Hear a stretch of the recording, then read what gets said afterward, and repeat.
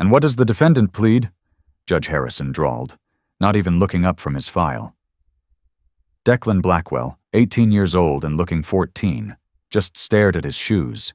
His public defender nudged him. "He pleads not guilty, Your Honor."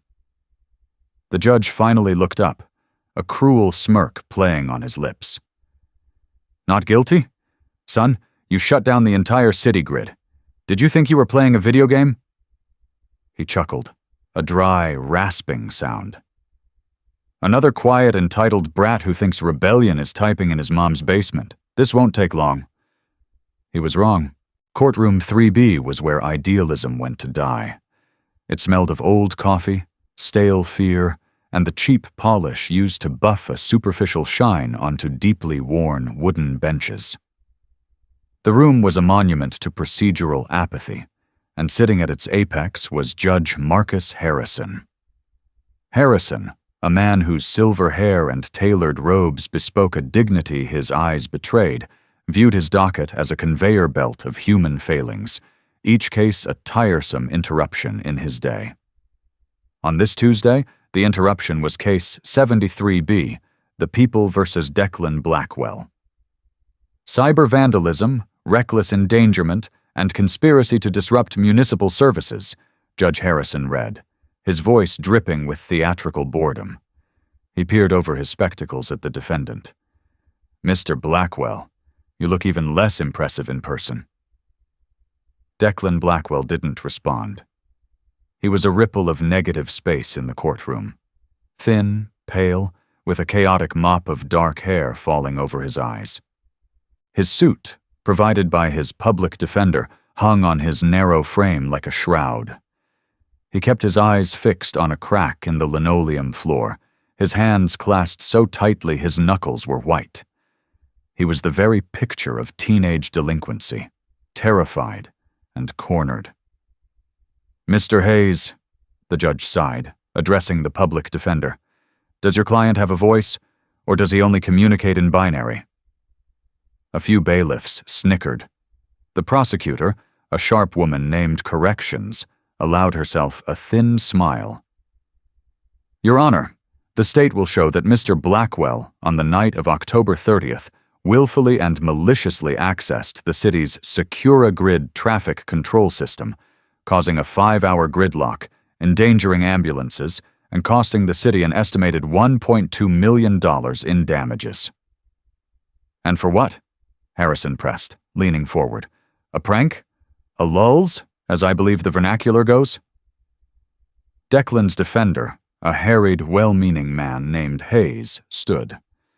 "Your Honor, my client is quiet. He's a first-time offender. We believe this is a profound misunderstanding of a young man's intellectual curiosity." "Intellectual curiosity?" Harrison scoffed, tossing his pen down. "Intellectual curiosity is building a model rocket, Mr. Hayes. It is not plunging a metropolitan area into chaos. He's 18, he's an adult, and he will be tried as one. I see a bored, destructive child who needs to learn that actions have consequences. This isn't a game." In the back row of the gallery, Rain Monroe winced, sinking lower in her seat. Her stomach was in a tight, familiar knot of shame and anger. Judge Marcus Harrison was her father. She was a second-year law student, clerking for a different judge 2 floors up, and she'd slipped in to watch, hoping, stupidly, that today he might be the man he was in his campaign posters. Fair, firm, wise. Instead, he was the man she knew at home. Arrogant, dismissive, and utterly certain of his own infallibility. She watched Declan, the quiet teen. He didn't look malicious. He looked terrified. He looked like a stray cat cornered by dogs. Her father's casual, public cruelty made her skin crawl. He was mocking the boy before a single piece of evidence had been presented. "Given the severity," Corrections continued, "the state recommends bail be set at $500,000. He is a clear flight risk. These hackers have no ties. No—" "Objection, Your Honor." Hayes jumped up, flustered. "My client lives with his mother in the South Ward. He has no passport, no money. He's the definition of not a flight risk. This is punitive." "It's $500,000, Harrison said, his voice flat. "He can't pay it, he stays. It's simple. We're breaking for a 10-minute recess. I want to see the prelim data on the system breach when we return." He banged the gavel, the sound sharp and final. As Declan was cuffed and led toward the holding cell, he finally looked up. His eyes, a startling, intelligent gray, swept the gallery. They held no malice, just a bone-deep, resigned weariness. Rain felt the look like a physical impact. She watched her father sweep into his chambers, already laughing with the prosecutor about something. Rain stood, her bag in hand, ready to flee. This place was toxic. "He'll be eaten alive." The voice was deep, smooth and laced with an amusement that was almost as cold as her father's. She turned. A man stood in the aisle. He was immaculate, his suit a dark, sharkskin gray that probably cost more than her semester's tuition.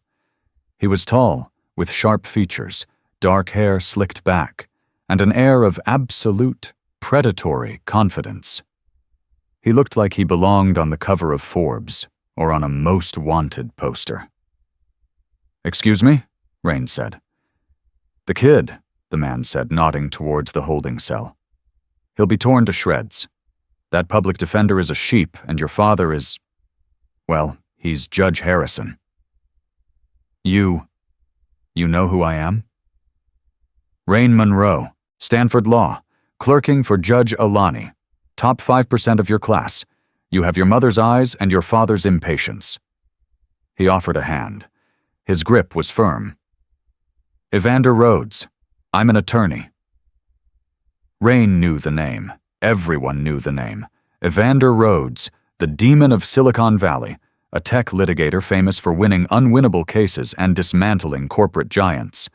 He was the last person she expected to see in a grubby municipal courtroom. What are you doing here?" "The same as you, I imagine," Rhodes said, his eyes glittering.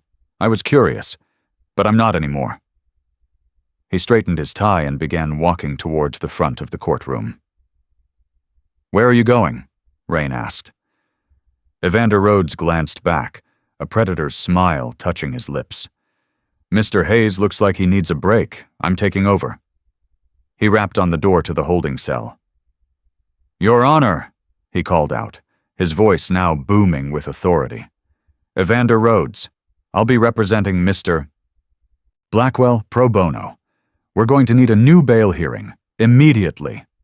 The entire courtroom, including Judge Harrison, who had just re-emerged, froze. Declan Blackwell, the quiet teen, had just found the loudest voice in the city. When Judge Harrison saw Evander Rhodes, his entire demeanor shifted. The bored apathy vanished, replaced by a stiff, guarded formality. This was no longer a conveyor belt. It was a chess match, and a grandmaster had just sat down. "Mr. Rhodes," Harrison said, his voice tight. "This is unexpected. You're a long way from Palo Alto." "The air is bracing, Your Honor," Evander replied, his charm a weapon. "I'm sure you understand. I've just conferred with my new client, Mr. Blackwell. He informs me his previous counsel advised him to remain silent. An understandable, if deeply flawed, strategy." Evander moved to the defendant's table. Declan was staring at him, his expression lost between terror and disbelief. Evander placed a reassuring hand on his shoulder, a gesture of pure theater that nonetheless seemed to ground the boy. "We are, of course, pleading not guilty on all counts," Evander announced, "and we petition for an immediate release on recognizance. The $500,000 bail is, frankly, absurd. It's a constitutional mockery." The prosecutor, Ms. Corrections, scrambled. "Your Honor, Mr. Rhodes's presence only proves the severity. This is a high-level coordinated—" "Coordinated? By who?" Evander interrupted, his voice silky smooth. "This 18-year-old boy, who, I might add, has a perfect academic record and no priors? Or are you suggesting I'm part of this conspiracy? He smiled. Be careful. Corrections paled. Harrison frowned. Your reputation precedes you, Mr. Rhodes, but in this courtroom we stick to the facts. The fact is, the city was paralyzed. Ah, yes, the Secura grid system, Evander said, walking towards the bench. A system, I believe, provided by the SecuraCorp technology conglomerate, a $300 million contract. That's correct, Harrison said, narrowing his eyes. Get to your point. My point is, Your Honor, that the Secura grid system is, technically speaking, garbage. A state-of-the-art security system that can be breached by an 18-year-old in his bedroom isn't a security system. It's negligence, or perhaps fraud. A shocked silence filled the room. You're alleging corporate fraud? Based on what? Harrison snapped. Based on the fact, Evander said, that my client wasn't vandalizing the system. He was testing it. He found a catastrophic vulnerability, one that could, say, allow a hostile actor to shut down not just the traffic lights, but the power grid and the water treatment facilities. He tried to report this vulnerability. Twice. He was ignored. His hack was a flare gun, Your Honor. He did the city a favor. SecuraCorp should be paying him. Declan's head shot up. He stared at Evander, his mouth slightly open. He knew. He actually knew. Harrison looked stunned. Do you have proof of these reports? I will, Evander promised. For now, I'm simply arguing that holding a whistleblower in a cell does not serve the public interest. Release him on his own recognizance. He's not a flight risk, he's a national asset. The judge, cornered by a superior argument and a more powerful lawyer, seethed. Bail is reduced to $5,000, and I'm imposing a gag order on everyone. Mr. Rhodes, do not try my patience. Thank you, Your Honor, Evander beamed, knowing he had won the first battle. Rain Monroe slipped out of the courtroom, her heart hammering. She fled to the sterile quiet of the law library, her mind racing. He's a whistleblower. They're trying to bury him. Her father's mockery now seemed infinitely more sinister. He wasn't just being cruel. He was being willfully ignorant, protecting a narrative. She pulled out her laptop. As a clerk, she had access to the county's procurement database. It was a gray area, using it for this, but she typed in SecuraCorp. Dozens of contracts appeared, but it was the political contributions database that made her blood run cold. SecuraCorp was a major donor, and the largest recipient of their civic engagement funds, Judge Marcus Harrison's re-election committee. She felt physically ill. This wasn't just a bad judge. This was a compromised one. Her father was presiding over a case where his own financial backers were the primary victims, or, as Evander Rhodes suggested, the primary culprits. She closed the laptop, shaking. She had to do something. But what? Tell her boss, Judge Alani? Tell Rhodes? She couldn't. It would be professional suicide and would destroy her family. She found herself walking to the bail office. She saw Declan's mother, a tired-looking woman with worn hands, trying to scrape together the $500 needed for the bond. Rain watched from a distance, her guilt a heavy, suffocating blanket.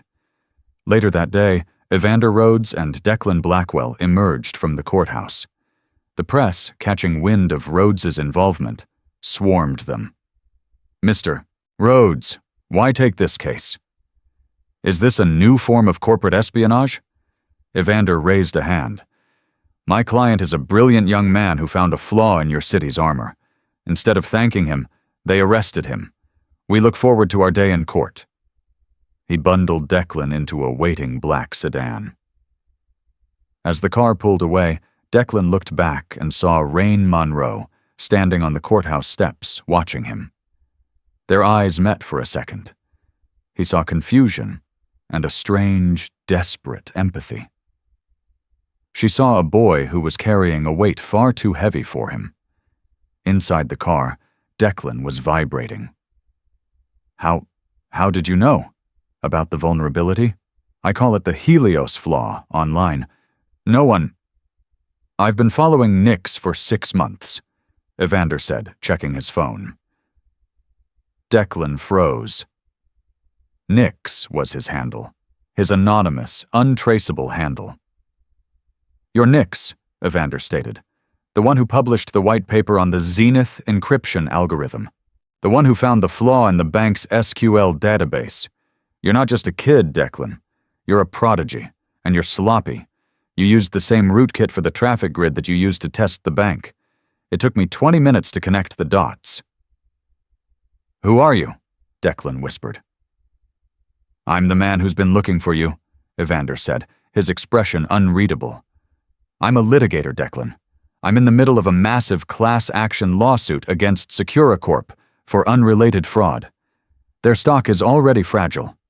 You just handed me a nuclear warhead, and in return, I'm going to make you a very, very famous young man.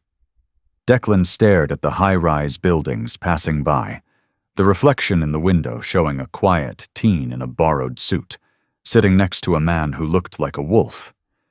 He wasn't sure if he'd just been saved or captured. Declan Blackwell's world was a 444 block of crumbling brick apartments in the South Ward. His reality was the smell of damp concrete, the constant wail of distant sirens, and the flickering neon sign of the bodega on the corner. His mother, Clara, worked 2 jobs, a day shift as a hospital orderly and a night shift cleaning office buildings. Her love was fierce and absolute, but her time was scarce. Declan's bedroom was his sanctuary. It wasn't a room so much as a command center, cobbled together from salvaged parts. 3 monitors, all different sizes and mismatched brands, sat on a desk made of a door laid over 2 filing cabinets. The tower on the floor was a Frankenstein's monster of components he'd either bought with saved lunch money or scavenged from electronic waste bins. This was where he lived. He wasn't quiet here. Here, he was Nix. He'd found the Helios flaw by accident. He was trying to write a simple script to optimize the bus routes, hoping to shave 20 minutes off his mother's daily commute. He'd accessed the public transit API, which led him to the municipal infrastructure portal, which was managed by Securicorp. He'd expected a wall. Instead, he found a welcome mat. The root password was Secura Admin 2020. He'd stared at it for a full minute, his heart pounding. It couldn't be that simple. It was. In 15 minutes, he had God-level access. He saw everything.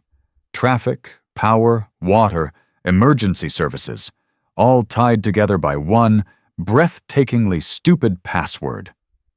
He realized that a person with actual malice could, in seconds, shut down the entire city. He'd sent an anonymous email to Securicorp's tech support. No reply. He sent another, this time to the city's IT department, detailing the flaw. He received an automated reply. Your ticket has been received. A week passed. Nothing. The digital door remained wide open. So he'd acted. He hadn't caused gridlock. He'd rerouted it. For 5 hours, he'd taken over the traffic grid during a low-traffic window, 3 a.m. to 8 a.m., and implemented his own experimental routing algorithm. The chaos the prosecution screamed about was actually a 15% improvement in traffic flow. The gridlock only happened when Securicorp's engineers tried to fix his fix, panicked, and triggered a system-wide crash. They were blaming him for their own incompetence. Now, sitting in Evander Rhodes's office, a sterile, glass-walled expanse overlooking the city from 50 floors up, Declan felt like he was on a different planet. First, the suit is terrible, Evander said, not looking up from his tablet. It screams guilty and poor. We'll fix that. My tailor will be here in an hour. We also need to cut that hair. You look like a fugitive hedgehog. I don't. This isn't just a trial, Declan. It's a performance, Evander said, finally looking at him. His eyes were intense. Right now they see a delinquent. We need them to see a visionary, a misunderstood genius, a victim of corporate greed. We need to build a narrative." "I was just trying to show them they were in danger," Declan said, his voice small. "The system is broken." "Good. That's our theme." Evander stood and paced, a coiled spring of energy. "Your narrative is this. You're a concerned citizen. You're a prodigy who saw a fire and pulled the alarm. They ignored you, so you pulled it harder. Securicorp isn't the victim. The city is the victim, and you are its unwitting savior." Declan felt a flicker of hope. That's true. The truth is just a story, Declan. Our job is to tell the best one." Meanwhile, Rain Monroe couldn't focus. The knowledge of her father's connection to Securicorp was a burning coal in her gut. She'd spent the morning avoiding him, hiding in the law library, supposedly researching a brief for Judge Alani. She'd pulled up Declan's file again. His address. It was 2 blocks from the hospital where her mother had died. She knew that neighborhood.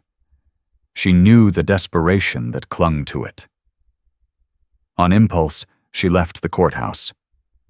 She told herself she just needed air, but her feet carried her to the South Ward. She found Declan's apartment building. It was even worse than she'd imagined. She saw him sitting on the steps, wearing jeans and a hoodie, looking utterly lost. The expensive sedan was gone. He was back in his world, and he looked like he didn't belong here either. She almost turned around. What was she doing? This was insane. It was tampering, or at least the appearance of it. But she thought of her father's smirk, and she kept walking. Declan. He jumped, startled. He looked up, and his gray eyes widened in recognition. "You, the judge's daughter." "My name is Rain." She felt incredibly awkward. I'm sorry for what my father said.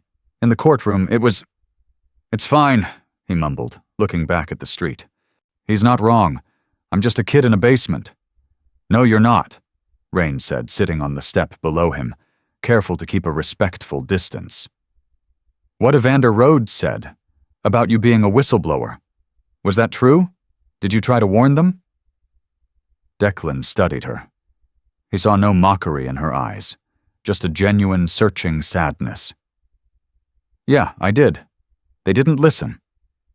"They never do," Rain said, more to herself than to him. "The whole system, it's designed to protect itself, not people." He looked at her, surprised by her cynicism. "You're a part of that system." "I'm trying not to be," she sighed. "I saw the contracts. Securicorp. My father's campaign." Declan's head snapped toward her. "What? What about his campaign?" "They're one of his biggest donors," she said, the words tasting like ash. "Securicorp. He's compromised. He shouldn't be anywhere near your case." Declan processed this. The mockery, the instant high bail, the refusal to listen. It wasn't just impatience. It was corruption. He was being railroaded to protect a corporate sponsor. "Your lawyer, Evander Rhodes," Rain continued. "He seems to know what he's doing. But he's intense. He has his own agenda, I'm sure." "He's running a class action against them," Declan said. "He told me. He said I'm his nuclear warhead. He wants to use me to win his case." "So he's using you," Rain stated. "I guess. But he's also the only one who listened. He's giving me a tailor." Rain couldn't help a small, sad laugh. "A tailor, right. The performance." They sat in silence for a moment, 2 strangely matched people on a crumbling stoop.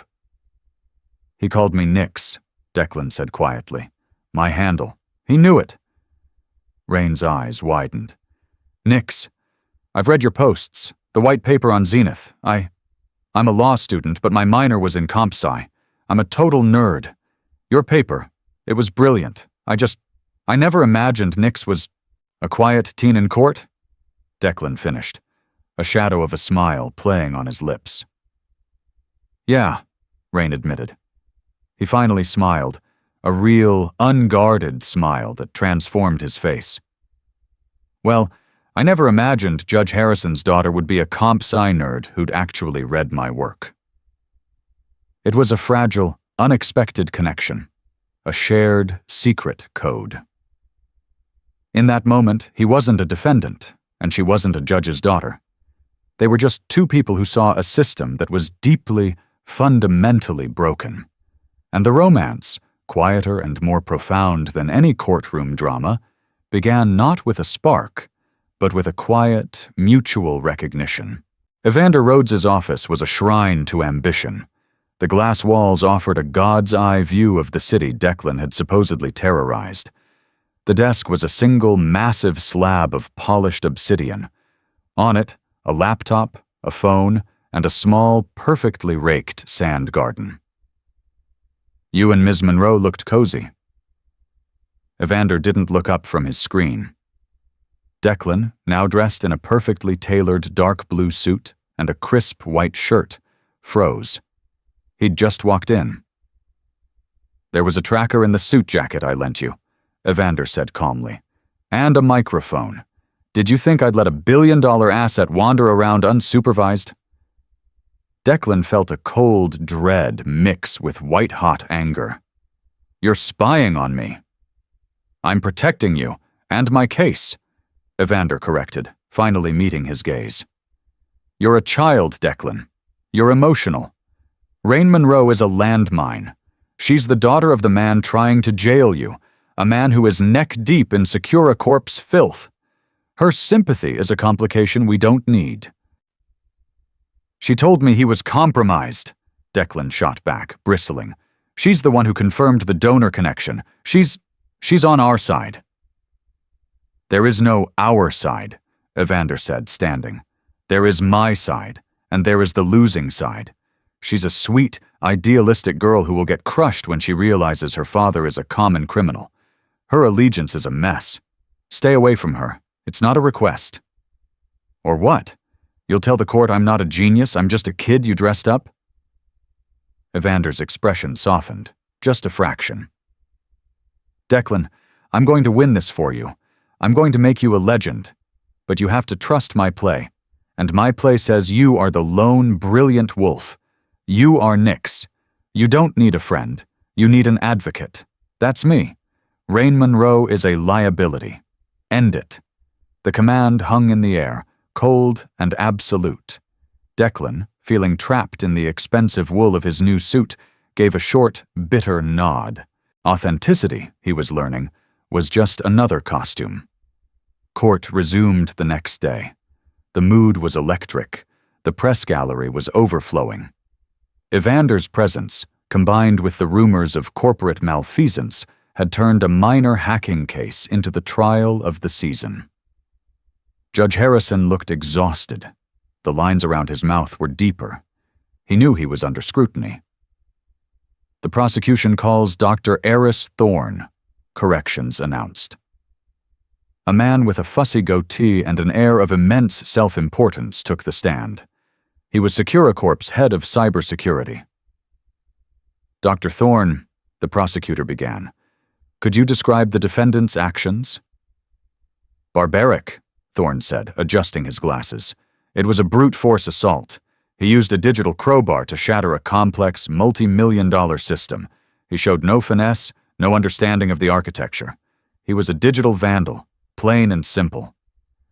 Evander Rhodes slouched in his chair, looking almost bored. And his report of a vulnerability? Laughable, Thorne sneered. He stumbled into a diagnostic port and mistook it for a security flaw.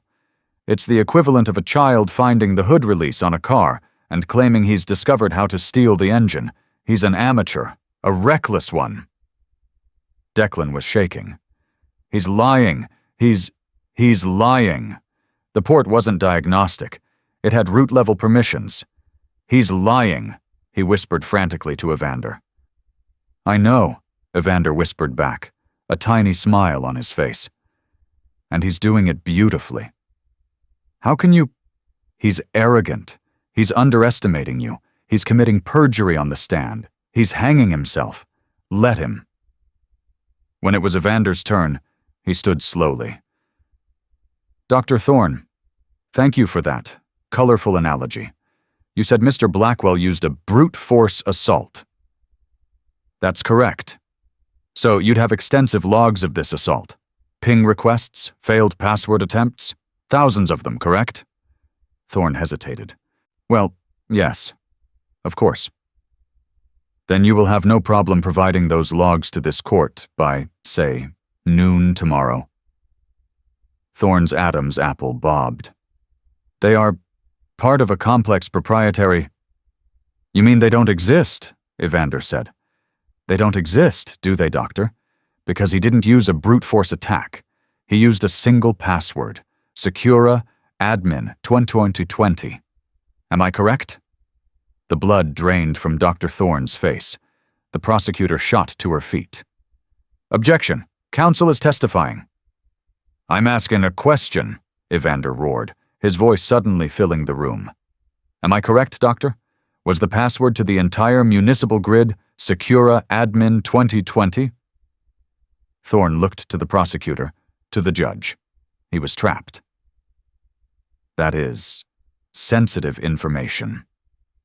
It's a yes or no question. Judge Harrison banged his gavel. Dr. Thorne, you will answer. Yes, Thorne whispered, defeated. But that port was firewalled from— Thank you, Doctor. No further questions. Evander sat down, perfectly composed. The gallery was in an uproar. Declan just stared at him, breathing heavily. It was like watching a surgeon. That evening, Declan broke his promise. He couldn't stay away. He found Rain in the public library, at a table in the back, surrounded by law books. He's lying, Declan said, slipping into the chair opposite her. Rain looked up, her eyes wide with fear.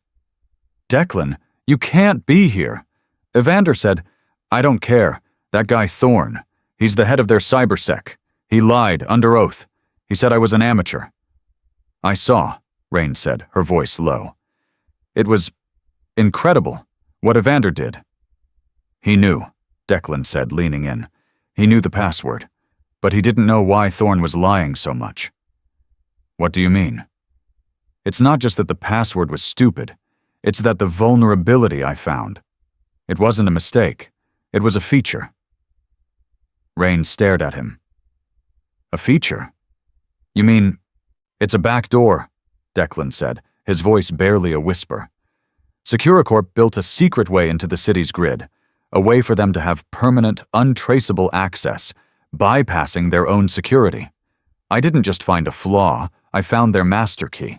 That's why they're trying to bury me. It's not negligence, it's a conspiracy. They've compromised every city they have a contract with. Rain felt the floor drop out from under her. This was infinitely bigger than campaign donations. This was massive criminal fraud. What are you going to do? Rain asked. I told Evander. He smiled.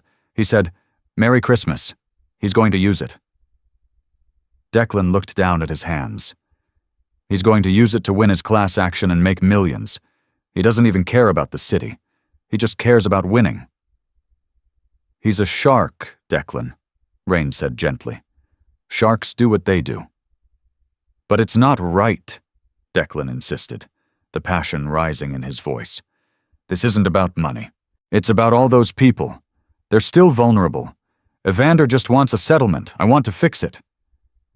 Rain looked at him, her heart aching. Here was this boy, with the weight of the world on him, and he wasn't thinking about fame or money or even his own freedom. He was thinking about fixing a broken thing. He was the most authentic person she had ever met. Declan, she said, making a decision. I think I know how to get you the proof about the back door. They're internal servers, but it's not legal. Declan looked up. What do you mean? My father. His laptop. He's not very good with technology. He has a master access key for the municipal network, for judicial oversight. He has no idea what it can do. I think I can get it. Rain, no, Declan said, his eyes wide. If you get caught, you'll be disbarred. You'll go to jail.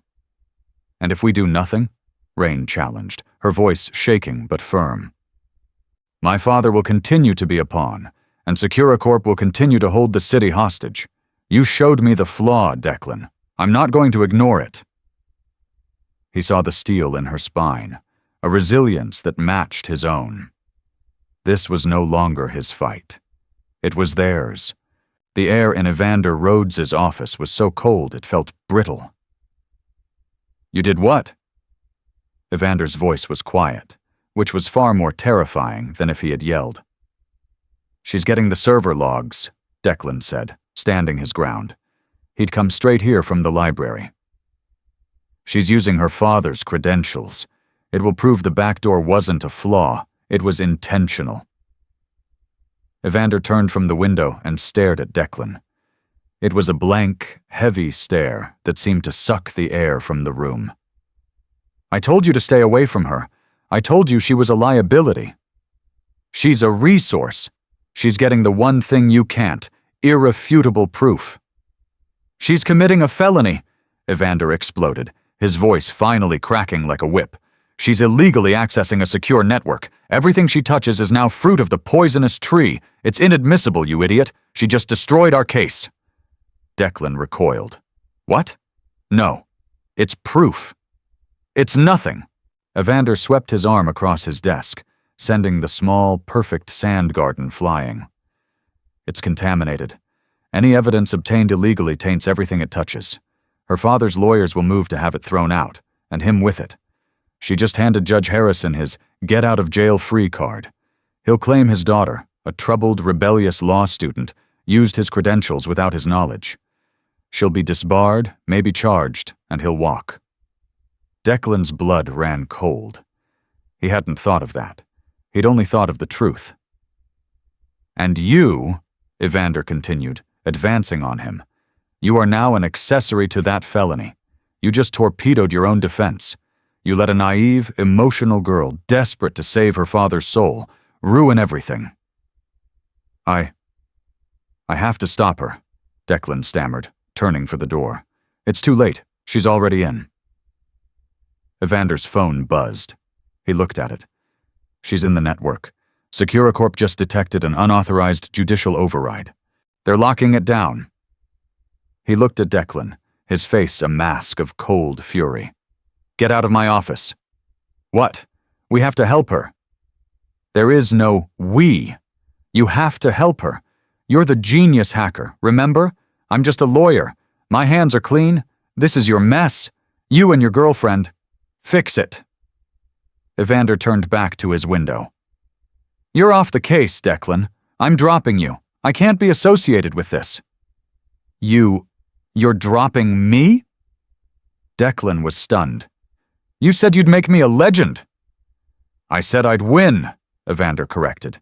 You just made that impossible. You're a pawn, Declan, and you just took yourself off the board. Get out. Declan ran. He flew from the building, his suit, his armor, feeling like a cage. He sprinted through the downtown streets, his mind racing faster than his feet.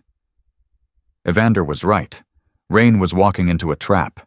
He got to the courthouse and used the clerk's entrance, praying his trial badge was still active. It was. He raced to the law library. It was empty, save for one figure in the back, hunched over a laptop. Rain, stop! She jumped, slamming the laptop shut. Declan, what are you doing here? They know, he panted, his chest aching. Evander said they detected the breach. They're tracing it. You have to get out. Rain's face was pale, but her eyes were defiant. I got it, Declan. I got it all. The internal memos, the project specs for the back door, codenamed OmniKey, the payment trails. They're all on this drive. She held up a tiny flash drive. It's inadmissible, Declan said, his voice breaking. Evander said it's fruit of the poisonous tree. It's useless. He dropped my case. He said we destroyed everything. Rain stared at him, the color draining from her face. He dropped you.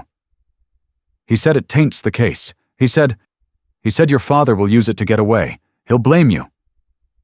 Rain slowly sat down, the flash drive clutched in her hand.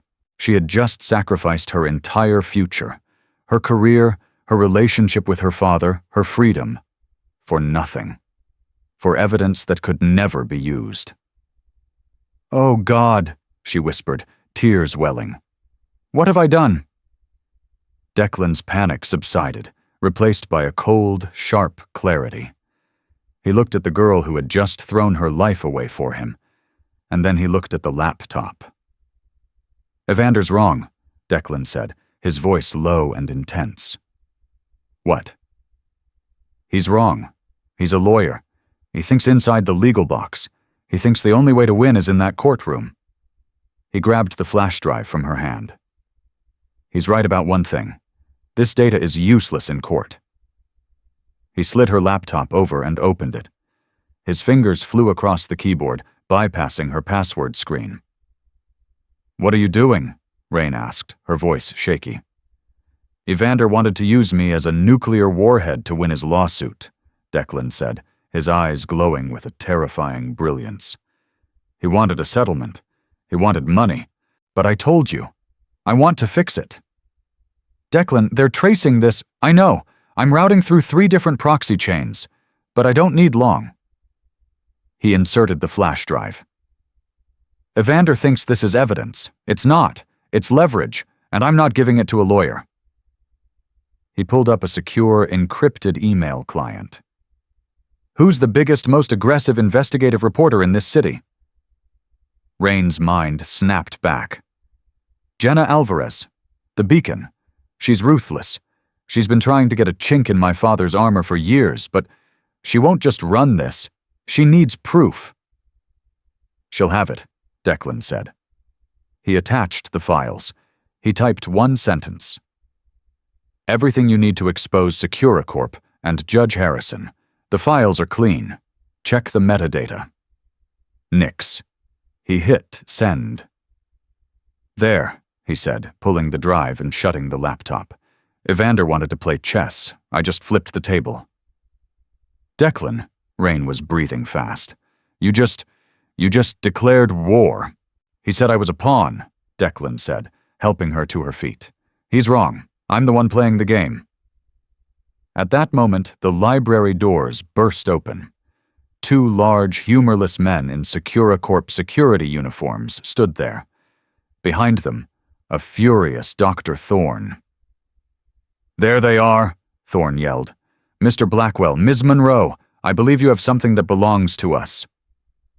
Declan looked at Rain. Rain looked at him. He grabbed her hand. "Run!" They didn't make it.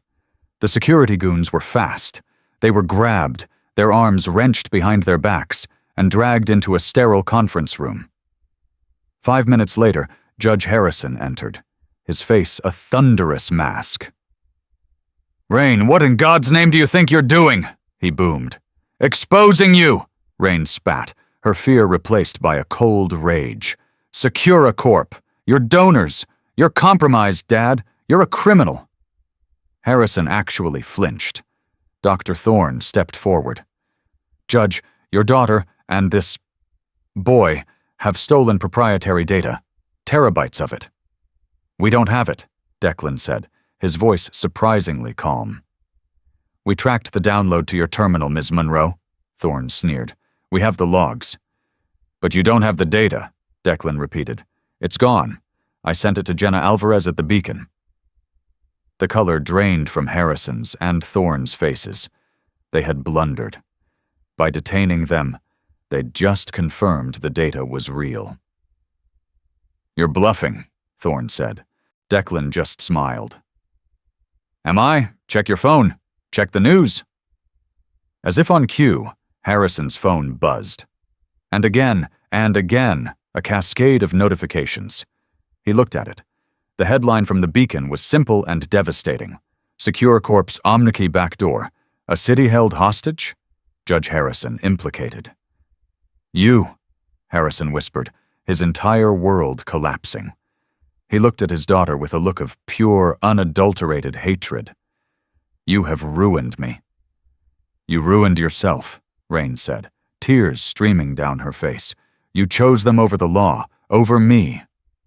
"Get them out," Harrison said, his voice hollow. "Get them out of my sight." The trial was, naturally, suspended. Judge Harrison was immediately recused and placed under investigation by the Judicial Conduct Board.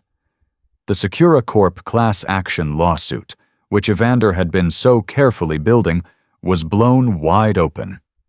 The state's case against Declan Blackwell was now a public relations nightmare. Declan and Rain were released, the fruit of the poisonous tree doctrine now working in their favor. Secura Corp couldn't admit the data was real without incriminating itself, and they couldn't press charges for theft without proving what was stolen. They walked out of the courthouse, dazed, into a media circus. Jenna Alvarez was there, front and center. "Mr. Blackwell, is it true you're Nix? Did you mastermind this leak?" Declan, blinded by the cameras, just pushed through, shielding Rain. They fled to the only place he felt safe, his apartment. His mother, Clara, saw the news report. She just looked at Declan, her face etched with a fear he'd never seen before. "Declan, what did you do?" "I told the truth, Mom." She held his face in her hands. "The truth? These people, they're not like us. They will crush you." "They're trying," Declan said. For 48 hours, the city was in chaos. Secura Corp's stock nosedived. The mayor was calling for an independent audit. And Evander Rhodes. Evander was silent. Declan sat in his command center, the glow of the monitors illuminating his face. Rain sat on his bed, curled up, watching him. She hadn't gone home. She couldn't. "He's right, you know," Declan said quietly. "Who? My father?" "Evander." Declan's fingers were flying across his keyboard. "I blew up his case. He was building a careful, methodical argument. I used a bomb. Now it's all chaos. The lawsuit will be a mess for years. Secura Corp will just tie it up in appeals." "But the truth is out, Declan. That's what you wanted." "No," he said, shaking his head. "I wanted to fix it. The OmniKey back door, it's still there. The city is still vulnerable. All I did was tell the monsters where the key is hidden." He typed a final command and hit Enter. "Evander wanted to win a lawsuit. Jenna Alvarez wanted a story. I just want the code to be clean." "What did you just do?" Rain asked, walking over. On his main screen was a complex interface. "The Helios flaw. The OmniKey. It's a hole in the system's architecture. I've been working on a patch, but a patch isn't enough. The foundation is rotten." He turned to her. "So I built a new foundation." "You... what?" "I've spent the last 2 days building a new traffic management system, from scratch. I'm calling it the quietest protocol. It's open source. It's built on a decentralized blockchain for security. It's faster, it's more efficient, and it has no backdoors." You built a new city grid? In 2 days?" "I've been building it in my head for months," Declan said with a shrug. "I just needed the motivation." "What did you do with it?" "I just uploaded it," Declan said, "to the city's municipal server and to the open source community, for free. I just sent an email to the mayor's office, to the Beacon, and to Evander Rhodes." The email was simple. "The system is compromised. Here is the solution. It's yours. DB." He shut down his computer. The room plunged into darkness, save for the blue neon light from the street. "It's done," he said. He sounded exhausted. "Declan, it's genius," Rain whispered. "You didn't just expose the problem, you solved it." "Now what?" he asked, his voice small again. "I'm still on trial. Your father. Your life. It's all a wreck. I did this." Rain walked over to him in the dark. She put her hands on his shoulders. He was trembling. She leaned in and kissed him. It was not a Hollywood kiss. It was awkward, soft, and desperate. It was a kiss of shared trauma and profound, unexpected connection. "No," she whispered against his lips. We did this, and whatever comes next, we face it together. The next morning, a new judge was assigned to Declan's case. A no-nonsense, unshakable woman named Judge Alani, Rain's old boss. The trial was back on. And this time, Evander Rhodes was sitting in the gallery. The new courtroom was packed. The air, unlike in Harrison's court, was sharp with anticipation. Judge Alani presided with an air of absolute, unamused authority. The original prosecutor, Ms. Corrections, looked like she'd been through a wringer. Given the extraordinary circumstances of this case, Judge Alani began, and the public's interest, I want to make one thing clear. This court is not here to try Securicorp. We are not here to try Judge Harrison. We are here to determine one thing: whether Mr. Declan Blackwell is guilty of the charges against him. Mr. Hayes, are you prepared to resume your defense? Declan's public defender, Mr. Hayes, stood up, looking terrified. Yes, Your Honor. The defense calls Declan Blackwell to the stand. A murmur went through the crowd. This was it. Declan walked to the stand. He was back in his original ill-fitting suit. He'd refused Evander's. He'd refused the costume. This was him. He was sworn in, his voice quiet but clear. Hayes, visibly sweating, began. Mr. Blackwell, can you please tell the court, in your own words, what you did on the night of October 30th? I accessed the Securigrid, Declan said. I did not have permission. The prosecutor's head shot up. This was a confession. And why? Hayes stumbled, clearly rattled by his client's bluntness. Because I had discovered a catastrophic vulnerability in the system, Declan said, his eyes on the jury. A back door, intentionally built by the manufacturer, Securicorp. I had tried to report it twice. I was ignored. I felt I had a moral obligation to prove the vulnerability was real before someone with malicious intent, say, a hostile state or a terrorist group, used it to kill people. Objection! Corrections shouted. Speculation. The witness is grandstanding. Sustained, Judge Alani said. Mr. Blackwell, stick to your actions, not your motivations. My actions were my motivations, Declan said, his voice gaining strength. I did not scramble the grid. I implemented a new, more efficient routing algorithm to prove I had control. The gridlock only happened when Securicorp's engineers, who were called in, tried to override my code and, in their panic, crashed their own system. They're blaming me for their incompetence. So you, an 18-year-old, are saying you know better than the entire cybersecurity division of a multi-billion-dollar corporation? Corrections sneered during her cross-examination. Yes, Declan said simply. The prosecutor laughed. You're arrogant, Mr. Blackwell. You think you're smarter than everyone. No, but I'm smarter than Dr. Thorne. Declan looked at the jury. Dr. Thorne testified that I was a vandal, that I used a brute force attack. He lied. He lied under oath because he was terrified I'd expose the OmniKey backdoor he helped build. Objection. Perjury is a separate. And I can prove it, Declan said, cutting her off. He turned to Judge Alani. Your Honor, I can demonstrate right now how the system is still vulnerable, and I can show you how to fix it. The courtroom gasped.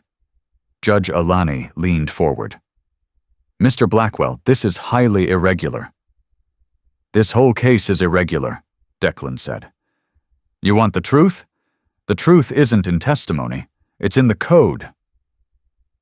A man stood up in the back of the gallery. It was Evander Rhodes. Your Honor, Evander called out, I am no longer Mr. Blackwell's counsel, but I am an officer of the court. And as an amicus curiae, I urge you to let him proceed. The city is, at this very moment, still exposed. This is a matter of profound public safety. Judge Alani stared at Evander, then at Declan. She made a decision. We will clear the court. Essential personnel only. We will set up a terminal. For the next hour, Declan Blackwell, the quiet teen, held court. With technicians and, eventually, a new, independent expert witness panel brought in by the judge, Declan systematically dismantled SecuriCorp's entire security. He was no longer the awkward boy. He was articulate, passionate, and utterly brilliant. He moved with a liquid grace at the keyboard, explaining his every move. "Here," he said, "is the Omni key. They hard-coded it into the kernel. It bypasses all encryption. Any SecuriCorp admin can access any city grid, anytime, without a trace. This isn't a flaw, it's a skeleton key." The new experts were pale. "He's right," one of them whispered. "My God, he's right." "And now," Declan said, "here's the fix." He brought up another window. "This is the quietest protocol. I've been working on it.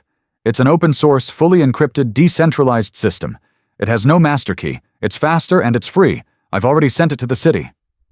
He finished, and the silence in the room was absolute. Declan looked at the jury, who had been allowed to stay. "I am guilty," he said, his voice raw. "I am guilty of unauthorized access. I broke that law, but I did it because I believe in a higher law, that when you see millions of people in danger, you don't stay quiet. You don't wait for permission. You act. I'd do it again." He stood. His testimony was over. Rain, sitting in the front row, was crying silently. In the back, Evander Rhodes watched Declan walk back to his seat. He wasn't smiling. He was impressed. Genuinely, deeply impressed. He had wanted a pawn, but Declan had become a king. He had misjudged him completely. Judge Alani gave her instructions to the jury. It took them 20 minutes. "On the charge of conspiracy to disrupt municipal services, how do you find?" "Not guilty." "On the charge of reckless endangerment, how do you find?" "Not guilty." "On the charge of cyber vandalism, how do you find?" "Not guilty." "On the charge of unauthorized access of a protected computer system, how do you find?" There was a pause. "Guilty." Declan nodded, accepting it. Judge Alani looked at him. "Mr. Blackwell, you have been found guilty of a Class C felony. However, this court has wide discretion, given the extreme mitigating circumstances and the fact that you may have very well saved this city from a future catastrophe. This court sentences you to 500 hours of community service."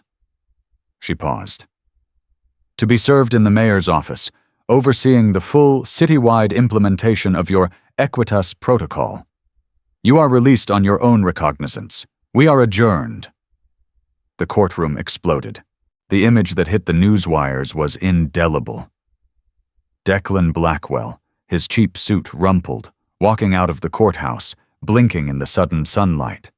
He was swarmed by a sea of microphones. "Declan, how does it feel? Are you the head of city cybersecurity now? Are you Nix?" He was overwhelmed, frozen, the quiet teen once more, shrinking from the barrage. Then a black sedan pulled up. The door opened. Evander Rhodes stepped out, looking immaculate. He navigated the press with the ease of a shark parting water. He stood next to Declan. "Mr. Blackwell has performed an incredible service for this city," Evander announced, his voice cutting through the noise. "He has no further comment. He will be starting his new role with the city immediately." He put a hand on Declan's back. "And for the record, my firm is proud to be funding a full 4-year scholarship for Mr. Blackwell at any university of his choosing. MIT, Stanford, Carnegie Mellon, they're all already in a bidding war." He guided Declan into the car, shielding him from the chaos. As the door closed, Evander handed Declan a business card. "My personal cell. My offer of a job. It still stands? But not as a pawn, Declan. As an analyst. A partner when you're ready. What you did in there, that wasn't just code. That was power. You're a rare thing, kid. You're ambitious, but you're authentic. Don't lose that." Declan looked at the man who had abandoned him, then defended him, then ultimately respected him. "Thank you, Evander, for everything." "Don't thank me," Evander said with a rare, genuine smile. "I'm about to make a fortune off the Securicorp class action, all thanks to you. My clients and my bank account are very grateful." He was still a shark, but Declan understood him now. The car dropped Declan at his apartment. The block was quiet. The circus hadn't found him here yet. He walked up the steps, exhausted. She was sitting there. Rain Monroe. She had a small suitcase at her feet. They just looked at each other for a long moment. The trial, the leak, the kiss. It all hung in the air between them. "So," she said, her voice soft. "Community service."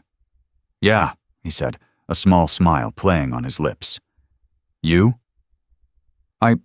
I gave my testimony to the judicial board," she said, looking at her hands. "About my father. About everything.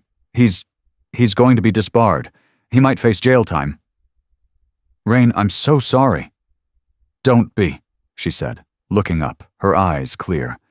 "He made his choices. I made mine. I'm disbarred too. For all of it. Illegally accessing the network, leaking. My law career is over before it started." Declan's heart sank. "Rain, no." "It's okay," she said, standing up. "I realized I don't think I ever wanted to be a lawyer. I think I was just doing it for him, to prove something. I'm free, Declan, for the first time." "What will you do?" he asked. "Well," she said, a small, nervous smile. "I was always better at comp sci anyway. I'm re-enrolling at Stanford, but not for law, for computer science. I hear their program is pretty good."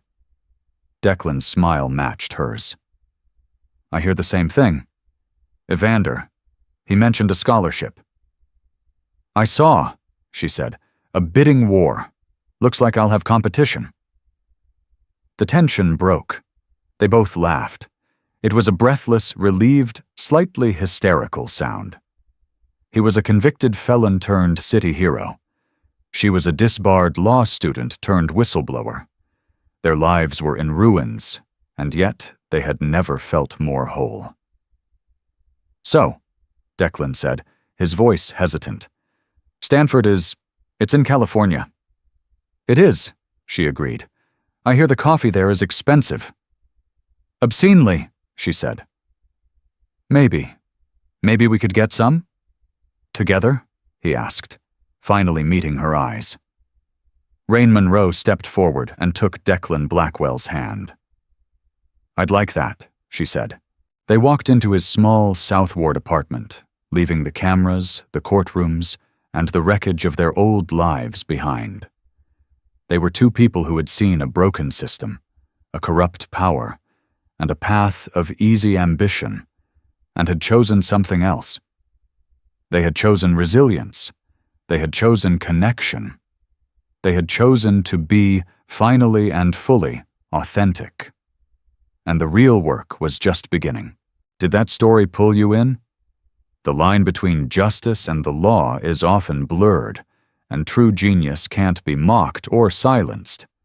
Declan and Rain fought a corrupt system, but their story is just one. If you were moved by their fight for truth and their unexpected connection, please hit that like button to show your support. These stories need to be told. Share this video with someone who loves a story of resilience and unexpected romance. And most importantly, so you never miss another deep dive drama, hit subscribe and ring that bell. Your support lets us keep bringing you tales where the quietest voices make the loudest impact. Thank you for watching.